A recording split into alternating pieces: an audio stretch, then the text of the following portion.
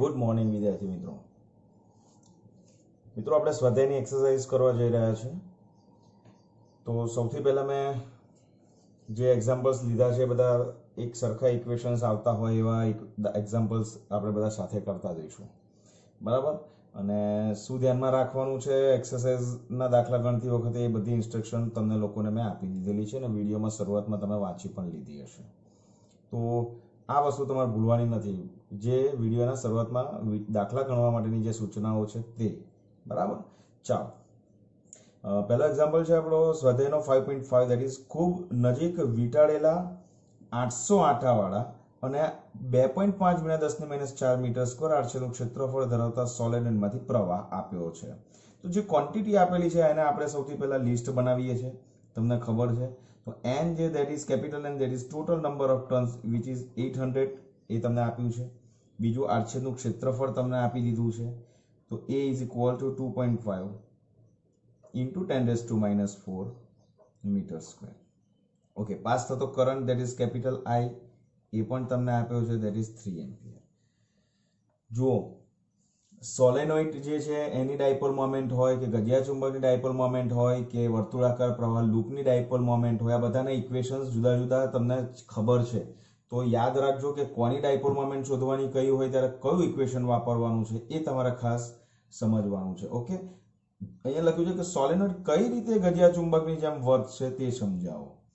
અલા ભાઈ, તમે ભણી ગયા કે પ્રવાહધારિત સોલેનોઇડની અક્ષ પર ચુંબકીય ક્ષેત્ર ઉદ્ભવે જે ગજિયા ચુંબક જેવું છે, બરાબર. અને એટલા માટે વિદ્યુત પ્રવાહધારિત સોલેનોઇડ છે એ ગજિયા ચુંબક તરીકે વર્તે, એ તમને ખબર છે. આકૃતિ ફરી તમને બતાવી દો કે આ સોલેનોઇડ હતો, રાઈટ. તો આમાંથી પ્રવાહ પસાર થાય છે એટલે બહાર નીકળે છે. તો આ બાજુથી પ્રવાહ જોઈશું ને તે પ્રવાહ આમ છે, આમ એટલે કેવો છે, સમઘડી. સમઘડી હોય તો આ સાઉથ હોય, તો આ બેઝિકલી તમારો નોર્થ પોલ સોલેનોઇડનો બને. અને આ જે છે એની અક્ષ પર ચુંબકીય ક્ષેત્ર હોય તો આની અંદર એક ગજ્યો ચુંબક મૂક્યો છે જે આને સમતુલ્ય છે, જેનો ધ્રુવ S અને N છે, એટલે એની જેમ વર્તે છે. એટલે એ સમજાવવાનું ખાલી લખ્યું છે, એટલે એમાં તમારે કશું લખવાનું નથી. એમાં એવું લખવાનું હોય કે ભાઈ પ્રવાહધારિત જે સોલેનોઇડ છે એની અક્ષ પર જે ચુંબકીય ક્ષેત્ર ઉદ્ભવે છે એ ગજિયા ચુંબક જેવું છે, બરાબર. માટે અહીં સોલેનોઇડ છે ગજિયા ચુંબકની જેમ એને સમતુલ્ય વર્તી શકે છે, બરાબર. હવે આપણે એની સાથે સંકળાયેલી ડાયપોલ મોમેન્ટ શોધવાની છે. તો ડાયપોલ મોમેન્ટનું, સોલેનોઇડની ડાયપોલ મોમેન્ટનું ઇક્વેશન્સ તમને ખબર છે, that is capital N into I અને into A. આ બેઝિક ઇક્વેશન તમારી પાસે છે. So you have to put with this value and AI, so that is 800 into 3 ampere and into 2.5 into 10⁻⁴. So as per calci, you have to do the calculations in calculator. Okay, આ તમારે કરવાનું છે અને just verify the answer with my answer, that is 0.6 joule per Tesla. Answer આવવો જોઈએ. Clear? Okay, next જોઈએ example 5.6. 5.6 જે મિત્રો આપણને કહે છે કે એ શું કહે છે, જુઓ કે સ્વાધ્યાય 5.5 ની અંદર દર્શાવેલ સોલેનોઇડ શિરોલંબ દિશામાં મુક્ત ભ્રમણ કરી શકે તેમ હોય છે અને સમક્ષિતિજ દિશામાં 0.25 ટેસ્લા જેટલું નિયમિત ચુંબકીય ક્ષેત્ર લાગુ પાડવામાં આવે. સમજો, આ સોલેનોઇડ છે પોતે એક ચુંબક તરીકે વર્તે છે, ક્લિયર થઈ ગયું. અને સોલેનોઇડની ડાયપોલ મોમેન્ટ m છે એ પણ ક્લિયર થઈ ગયું. હવે એ લોકો એવું કહે છે કે આ સોલેનોઇડ જે છે એ મુક્ત રીતે ભ્રમણ કરી શકે એવા ચુંબકીય ક્ષેત્રમાં મૂક્યું છે. સમજો આ બાહ્ય ચુંબકીય ક્ષેત્ર છે, જોજો ધ્યાનથી, આ બાહ્ય ચુંબકીય ક્ષેત્ર છે B, અને એ કેટલું આપ્યું છે તો કે B that is 0.25 ટેસ્લા આપ્યું છે. અને એની અંદર આ લોકોએ શું કર્યું તો કે એની અંદર એક સોલેનોઇડ ભ્રમણ કરી શકે એવો મૂકી દીધો કે જેની ડાયપોલ મોમેન્ટ કેટલી છે તો કે સ્વાધ્યાયના 5.5માં જે સોલેનોઇડ છે ને એ જ છે, એટલે એની ડાયપોલ મોમેન્ટ આપણે અહીંથી ઉઠાઈ લેવાની, that is 0.6 joule per Tesla. Clear? તો એવું કહ્યું છે કે જો સોલેનોઇડની અક્ષ સાથે, આ સોલેનોઇડની અક્ષ છે અને આ ચુંબકીય ક્ષેત્ર એની સાથે કેટલો ખૂણો બનાવે છે, થીટા, અને theta that is given 30 degree. તો તમને ટોર્ક શોધવાનું કહ્યું છે. ચાલો, આઈડિયા આવી ગયો તમને? Very good. What is the basic equation for torque? So torque is equal to mb sin theta. So mb and theta, all these three quantities are given in the equation. So you have to put all these quantities in the equation torque is equal to mb sin theta. So I'm not going to put the values mb sin theta. Okay, હું direct તમને લોકોને answers આપું છું, તો અહીંયા એક instruction આપું છું, put the values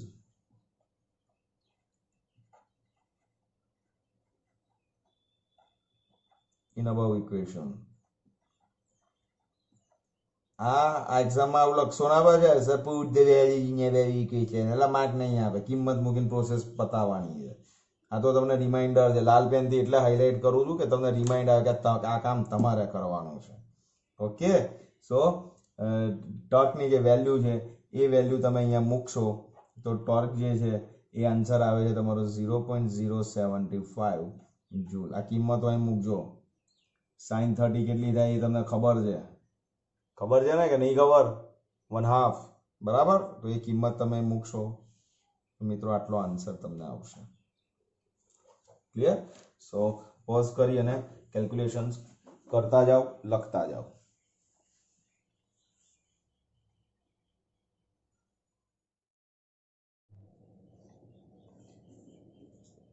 ચાલો, એક્ઝામ્પલ નંબર 5.3 અને 5.12 એ બંને આપણે સાથે જોવાના છે.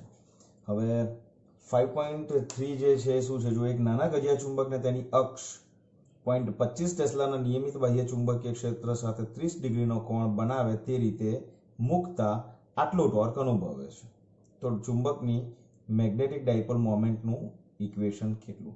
સો તમને ચુંબકીય ક્ષેત્ર આપી દીધું છે વિદ્યાર્થી મિત્રો, તો એને 0.25 ટેસ્લા લખી લો. ચુંબકીય ક્ષેત્ર સાથે જે કોણ છે દેટ ઇઝ 30 ડિગ્રી, અને આ જે છે તમને ટોર્ક આપી દીધું છે, સો દેટ ઇઝ 4.5 ઇન્ટુ 10⁻² જૂલ. અને તમારે શોધવાનું છે મેગ્નેટિક ડાયપોલ મોમેન્ટ એમ. તો કયું ઇક્વેશન વાપરશો? તો કે torque is equal two mb sin theta, અને એમ તમારે શોધવાનું છે, તો એમને સૂત્ર કરતા બનાવો તો b sin થીટા. સો કિંમત તમે લોકો મૂકશો. ચલો હમણાં મૂકી આપું છું, -2 divided by b that is 0.25 અને ઇન્ટુ sin 30. ક્લિયર? આ કિંમત તમે મૂકશો મિત્રો તો m જે છે તમને મળશે 0.36 જૂલ પર ટેસ્લા. કેલ્ક્યુલેશન કેલ્સીમાં કરવાનું ભૂલશો નહીં, ડાયરેક્ટ ઉઠાંતરી કરશો નહીં, બરાબર? તમારા માટે કામ કરવાનું છે, એક્ઝામ તમારે આપવાની છે, સો પ્રેક્ટિસ આપણે થવી જોઈએ, બહુ મહત્વનું છે. ઓકે, ચાલો એક્ઝામ્પલ નંબર 5.12. એક નાના ગજિયા ચુંબકની મેગ્નેટિક મોમેન્ટ તમને એમ આપી દીધી છે, દેટ ઇઝ 0.48 જૂલ પર ટેસ્લા. તો ચુંબકના કેન્દ્રથી 10 સેન્ટીમીટર અંતરે, મીન્સ આપણે જે ડિસ્ટન્સ લઈએ છીએ that is equal two 10 centimetre, પણ સીજીએસમાં છે એટલે એને એમકેએસમાં કન્વર્ટ કરવી પડશે, દેટ ઇઝ ઇન્ટુ 10⁻², એટલે 0.1 મીટર આવશે.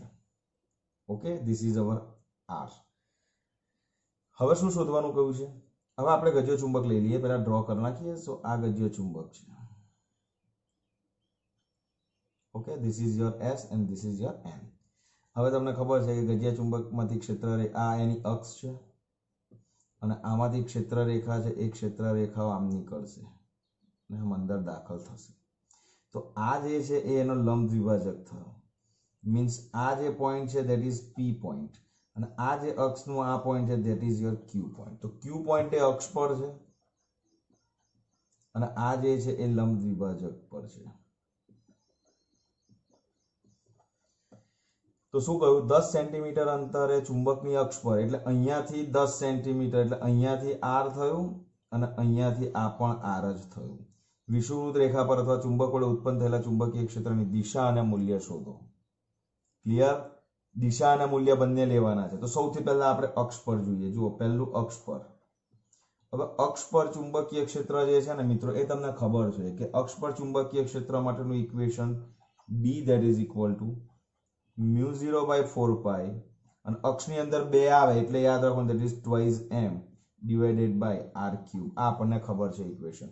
સો m અને r તમને આપી દીધું છે, અને μ0 ની વેલ્યુ તમને ખબર છે, that is 4.2 × 10⁻⁷. Clear? Tesla metre per ampere. So mu 0 તમને ખબર છે, એમ તમને આપી દીધું છે, આર જે છે એ પણ તમને આપી દીધું છે. Mu 0 is equal to 4 pi into 10⁻⁻7 tesla metre per ampere. તો બધી કિંમત અહીંયા મૂકશો ને મિત્રો, તો આ જે જવાબ છે એ જવાબ તમને આવશે, દેટ ઇઝ 0.96 ઇન્ટુ 10⁻⁻4 ટેસ્લા. આ મૂલ્ય મળી ગયું બી નું. આ કેલ્ક્યુલેશનમાં વેલ્યુ તમારે રિપ્લેસ કરવાની, હું નહીં કરતો.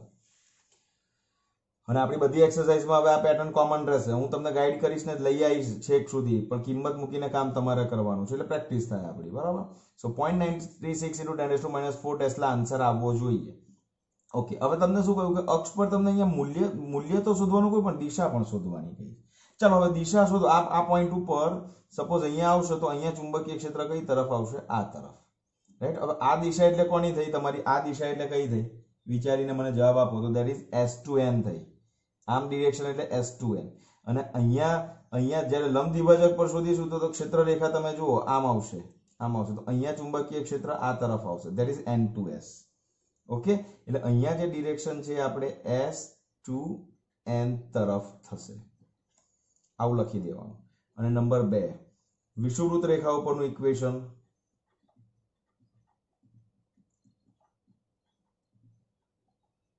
વિષુવવૃત્ત રેખા પર આ અક્ષ પર હતું. વિષુવવૃત્ત રેખા ઉપર અહીંયા જે 2 છે ને 2 નહીં આવે. So that is mu 0 by 4 pi m divided by r cube. જો આ બંને ઇક્વેશનમાં કોઈ ફરક નથી. તમારે એટલું યાદ રાખવાનું, અક્ષ પર હોય ને તો 2 આવશે. કેવી રીતે યાદ રાખવાનું? અક્ષ એ બે અક્ષરો છે, અક્ષ એ 2 અક્ષરો છે, તો એના ઇક્વેશનમાં 2 રાખવાનું છે. વિદ્યુત ક્ષેત્રના સંદર્ભમાં આપણે યાદ રાખ્યું છે, તો આના આ રીતે ઇક્વેશન યાદ રાખો. અને આની અંદર કિંમત મૂકો. જો અહીંયા 2 છે, અહીંયા 2 નથી, તો અહીંથી 2 નીકળી જાય તો આના ભાગે 2 કરશો એટલે જવાબ આવશે. એટલે આના કરતા અડધું જ હોય. તો આન્સર કેટલો હોય? 0.48 ઇન્ટુ 10⁻⁴ ટેસ્લા આન્સર હોય. અને ડિરેક્શન દેટ ઇઝ આ ડિરેક્શન એટલે N થી S તરફ. સો N ટુ S તરફ આ મૂલ્ય અને દિશા. મિત્રો 3 માર્કમાં પૂછી શકાય એવો બહુ ફાઇન ક્વેશ્ચન્સ. આ એક ઇક્વેશન બેઝ છે, તો આવા ક્વેશ્ચન્સ તમે 2 માર્કમાં પૂછાય, બરાબર? તો જ્યારે આપણું પાર્ટ બી 50 માર્ક્સનું છે, એમાં 2 માર્ક્સની અંદર એપ્લિકેશન બેઝ ક્વેશ્ચન આમાંથી મૂકવું હોય તો આવા ક્વેશ્ચન્સ 2 માર્કમાં મૂકી શકાય છે લોકો, બરાબર ને? તો આ બંને એક્ઝામ્પલ્સ તમે પોઝ કરીને લખી લો, પછી જોઈએ આપણે આગળના એક્ઝામ્પલ્સ.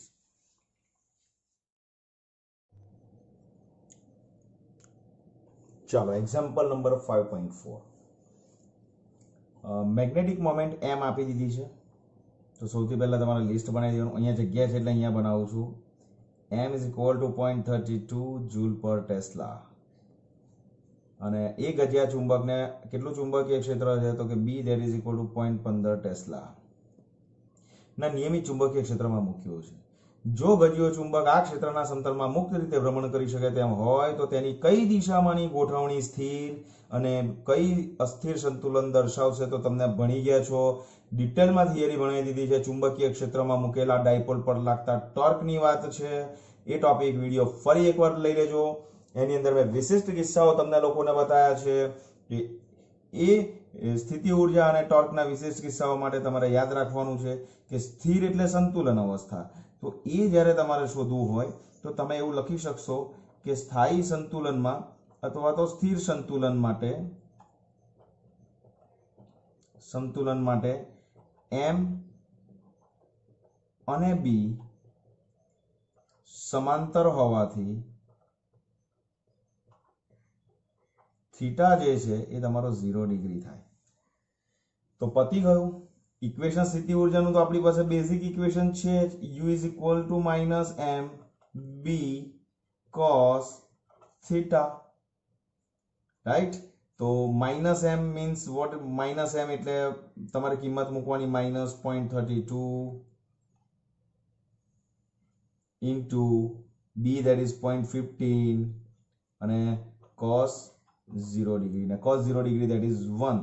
તો તમને u કેટલું મળશે? that is -4.8 into 10⁻² joule. આ પતી ગયું.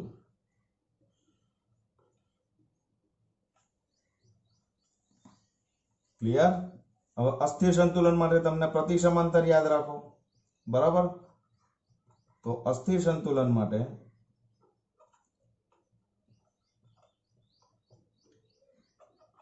એમ અને બી વચ્ચેનો ખૂણો, થિયરીની અંદર બધું ભણ્યા, કેટલો? Theta is equal two 180 degree. So you is equal two equation છે માઇનસ એમ બી કોસ થીટા. ડાયરેક્ટ કિંમત નહીં મૂકવાની, આ ઇક્વેશન લખવાનો અડધો માર્ક હોય, બરાબર. અને પછી તમે એની અંદર વેલ્યુ મૂકો તો માઇનસ 0.32, 0.15 અને કોસ 180. કોસ 180 દેટ ઇઝ -1, તો માઇનસ માઇનસ પ્લસ થશે. બધી કિંમત મૂકશો તો પ્લસ 4.8 into 10⁻², જૂલ આન્સર આવે.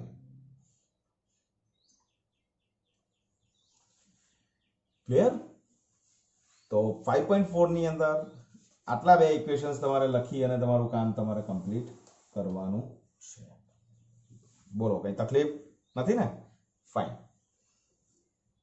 સર તમને એવું થાય, તમે એવું કહે સર શું તકલીફ તકલીફ તકલીફ તકલીફ તો રહેવાની જ, બરાબર ને? એવું ના હોય, લા માનીએ તો તકલીફ છે, બરાબર. जिसकी मस्ती जिंदा है उसकी हस्ती जिंदा है, એટલું યાદ રાખજો. ચલો એક્ઝામ્પલ નંબર 5.8. 2000 આટા અને 1.6 × 10⁻4 મીટર સ્ક્વેર જેટલું આડછેદનું ક્ષેત્રફળ ધરાવતા. પહેલા કામ આપે ને ક્વોન્ટિટી, એને બોચી પકડીને નીચે લખી જ નાખવાની. ચલો n that is equal to 2000. Okay, આડછેદનું ક્ષેત્રફળ a that is equal to 1.6 into 10⁻⁴ metre square ધરાવતા સોલેનોઇડમાંથી કેટલો પ્રવાહ, that is I is equal to 4 ampere. તો કેન્દ્રમાંથી એવી રીતે લટકાવેલ છે કે જેથી તે સમક્ષિતિજ સમતલમાં ભ્રમણ કરી શકે. તો સોલેનોઇડ સાથે સંકળાયેલી મેગ્નેટિક મોમેન્ટ કેટલી હશે? તો સૌથી પહેલા આપણે એ શોધવું પડે. હવે સોલેનોઇડ જમણા હાથના સ્ક્રૂની નિયમની મદદથી તો આપણે બધું કામ કરીએ છીએ, પણ સોલેનોઇડની ડાયપોલ મોમેન્ટ તમારે શોધવાની છે. કેટલી છે? પહેલો દાખલો ગણ્યો, that is m is equal to NIA, national investigation agency. એવું ના હોય, m is equal to n into I into a. This is the dipole moment which is connected to the solenoid. So NIA બધી quantity તમને આપી દીધી છે, કિંમત અંદર તમારે મૂકવાની, હું નહીં મૂકું. સો આન્સર જે છે એ તમને ખાલી આપી દઉં છું, that is 1.28 ampere metre square આવવો જોઈએ. બોલો, મારે કિંમતો મૂકવાનું પણ તમને રિમાઇન્ડ કરાવવું પડે છે. મને ભરોસો છે મારા ઉપર કે તમે લોકો કદાચ ના કરી તો. ઓકે, ચાલો. સો નંબર બી શું છે? જો સોલેનોઇડની અક્ષ સાથે 30 ડિગ્રી કોણ બનાવતી દિશામાં આટલું ચુંબકીય ક્ષેત્ર, સમક્ષિતિજ ચુંબકીય ક્ષેત્ર ઉત્પન્ન કરવામાં આવે તો સોલેનોઇડ પર લાગતું બળ અને ટોર્કનું મૂલ્ય શોધો. યાદ રાખો, બળ અને તમને શું કહ્યું છે? બળ અને ટોર્ક બંને શોધવાનું કહ્યું છે, બરાબર. તો જે ક્વોન્ટિટી પહેલા તમને એ લોકોએ આપી દીધી છે, પહેલા આપણે એ લખી નાખીએ. સો બી કેટલું આપ્યું છે? that is 7.5 into 10⁻² tesla. Okay, dipole moment તો અહીંથી આપણે જે ડાયપોલ લીધી છે એની ડાયપોલ મોમેન્ટ આપણે શોધી નાખી છે, એટલે એમ આપણે અહીંયાથી લઈશું, that is 1.28 metre square into ampere. Okay, અને થીટા that is કેટલો આપ્યો છે? 30 ડિગ્રી.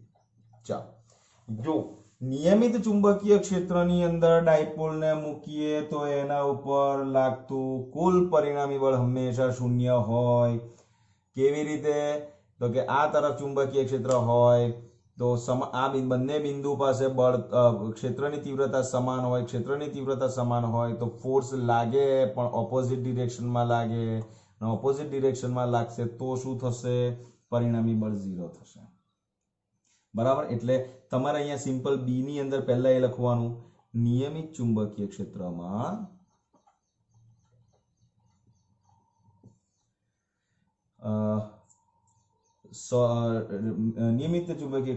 મેગ્નેટિક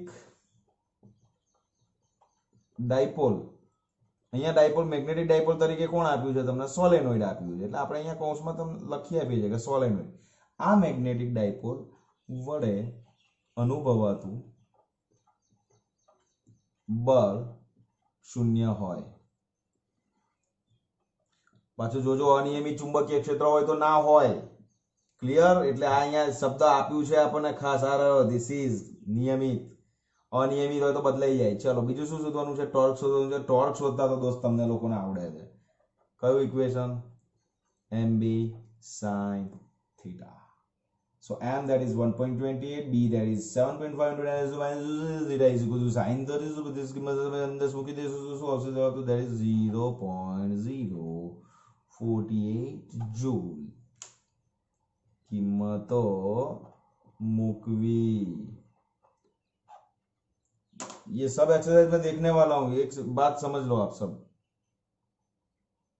આ એક્સરસાઇઝ તમારી નોટબુકમાં જોવાનું છું ને. કેલ્ક્યુલેશન જો ના લખીને ના કરીને તો ગયા સમજો. બરાબર? હવે આ ટોર્ક શું કામ કરે ખબર તમને?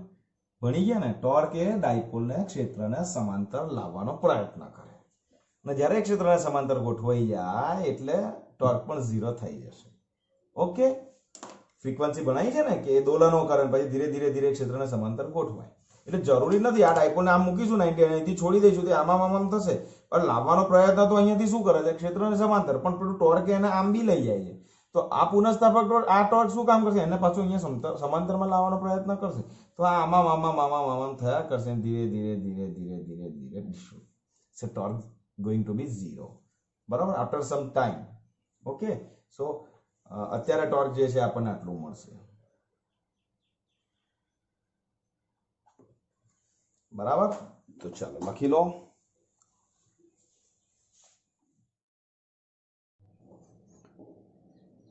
ચલો બહુ સરસ એક્ઝામ્પલ 5.7 3 માર્કમાં પૂછી નાખે એવો ક્વેશ્ચન છે. બરાબર? અને બધા જ કોન્સેપ્ટ ખોલી નાખશે અને જે આપણે ભણી ગયા છે ઓલરેડી. અને મેં તમને બેઝિક ઇક્વેશન એ વખતે પણ આપી દીધું હતું. બરાબર? ચલો મેગ્નેટિક મોમેન્ટ 1.5 જૂલ ટેસ્લા. તો એમ અહીંયા એક કામ કરું ધીસ ઇઝ યોર. અહીંયા લખું છું કે અહીંયા જગ્યાએ, કારણ કે અહીંયા આપણે એક્ઝામ્પલ ગણવાનો છે.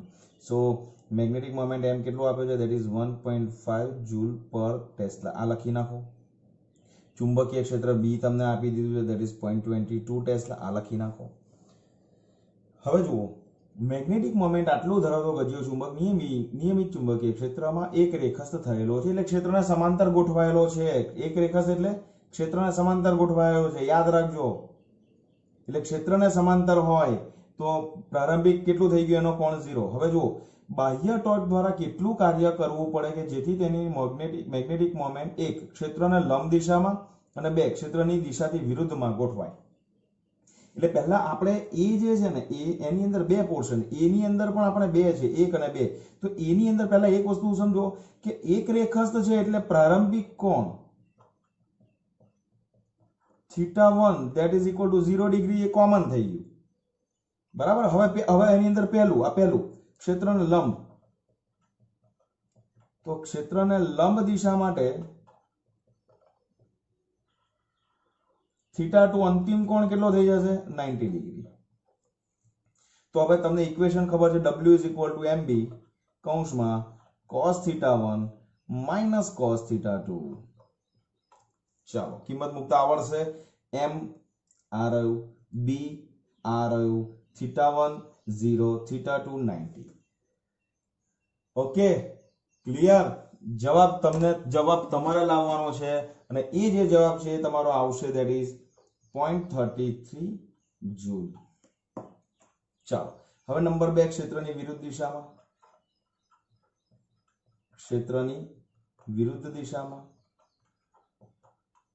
ચલો ક્ષેત્રની વિરુદ્ધ દિશામાં થીટા કેટલો? θ2 કેટલો? 180 ડિગ્રી. θ1 તો 0 એટલે સમજો 0 માંથી 90 નું ભ્રમણ કરવા માટે આટલું કાર્ય, 0 માંથી 180 ધરાવવા માટે કેટલું કાર્ય એ તમને શોધવાનું કહ્યું છે. તો ઇક્વેશન તો તમારે પાછું લખવાનું, માર્ક્સ છે એના, તો that is cos θ1 minus cos θ2. Okay? So θ2 બધી અંદર કિંમત મૂકશો તો તમને અહીં આગળ જે જવાબ આવશે ધેટ ઇઝ 0.66 જૂલ. બોલો કઈ ડાઉટ અહીંયા સુધી? નથી? ફાઇન. હવે આપણે જોઈએ છે બી. કિસ્સાઓ 1 અને 2 માં, મીન્સ આ એક આ અને એક આમાં ચુંબક પર લાગતું ટોર્ક. ચલો કેટલું પરિભ્રમણ કરે છે થીટા આની અંદર 90 ડિગ્રી. તો બી ની અંદર પહેલો કિસ્સો ટોર્ક શોધવાનો છે, પહેલામાં ટોર્ક શોધવાનો છે. તો એમાં થીટા કેટલો છે તમારો 90 ડિગ્રી. તો આની અંદર તમારે કિંમત મૂકવાની, torque is equal two mb sin theta. આ ઇક્વેશન લખવાનું અને એની અંદર તમે કિંમત મૂકશો થીટા 90 m અને b તો તમારી પાસે ઓલરેડી છે. ક્લિયર? તો અહીંયા જે જવાબ આવશે મિત્રો એ જવાબ તમારો 0.33 જૂલ આવશે. કિંમત તમારે મૂકવાની છે. માર્ક્સ જતા રહેશે, નહીં મૂકો તો કોપી ના કરશો બેઠું.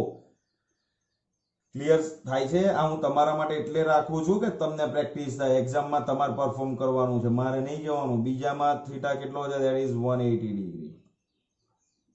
સો torque is equal two mb sin theta. આ તો લખી જ દેવાનું આપણે. ઓકે, અને sin 180 તો તમને ખબર છે 0. સો આન્સર અહીંયા ગાડી આવશે 0. પતી ગયું ટોર્ક. મિત્રો 1 2 3 ને 4 ક્વોન્ટિટી શોધવાની છે. 4 માર્ક્સમાં પણ પૂછવું હોય તો પૂછી શકાય.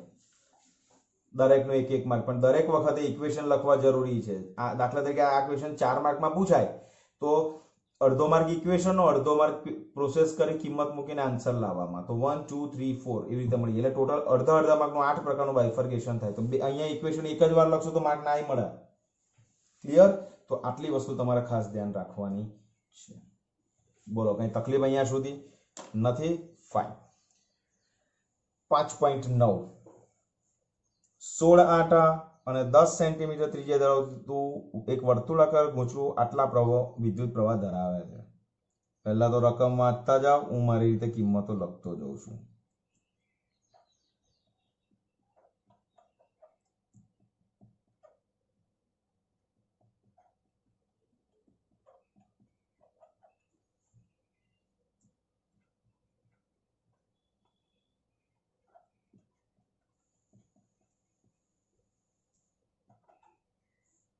ચુંબકીય ક્ષેત્ર